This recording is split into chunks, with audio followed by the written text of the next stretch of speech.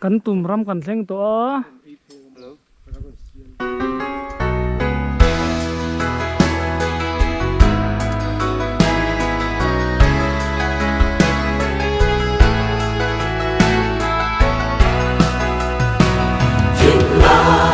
mà tâm lâu đình đi ông lâu thầm muốn ta cái sông hruaina cái tai cái nu tên in chim bil lệ chi giấc mơ rèn cái này xì lâu cái sân la in bê đông in ca lu hiu cho đi in min đem xì lâu cây mát bay chuan da cái tiếng tổ đầu đi đông cái mi ta hallelujah min sắc khan cái chung ma thiêu rau bụi min tê sa ca mình Emmanuel nun thar min ta thiêng nông chân cái ta có lo Sulan iswan manayhi ani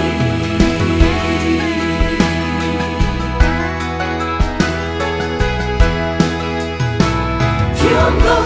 chan ta lao to lo iswa zara athi sen in min leita Kanun na thil ma ron khen tu iswan min shat siang amin kanta Sanin ka do lo ti min shati khi ta min ko ruang khen po i shat sia na du takin ka ta di kam ka mi ta hallelujah min sak khan ka chung ma thil ro pui min ti sa ka Emmanuel nun thar min ta thiêng nông chân cả ta có lo đam na kin chu lan iswan manayhi ani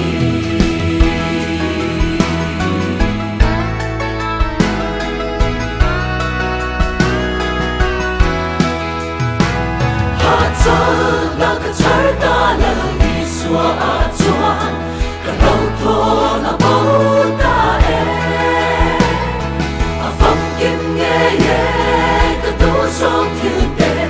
điều nát sang cái xét lâu nè đi tên nên cái suy ăn công chút cho và bỏ để nó chu lan pa ta đi cho nó tươi cam mà chuan đi xoay đón gì đi tan cái mi ta hallelujah min sắc khan cái chung ma thiêu rau bụi min tê sa ca mình Emmanuel nun thar min ta thiêng nông chân cả ta có lo đam na kin chu lan iswan manayhi ani Kanita hallelujah min sắc khan ka chung ma thiêu rau bụi min ti sa ka mình Emmanuel nun thar min ta thiêng nông chân cả ta có lo đam na kin chu lan iswan manayhi ani Emmanuel nun thar min ta thiêng nông chân cả ta có lo đam na kin chu lan iswan manayhi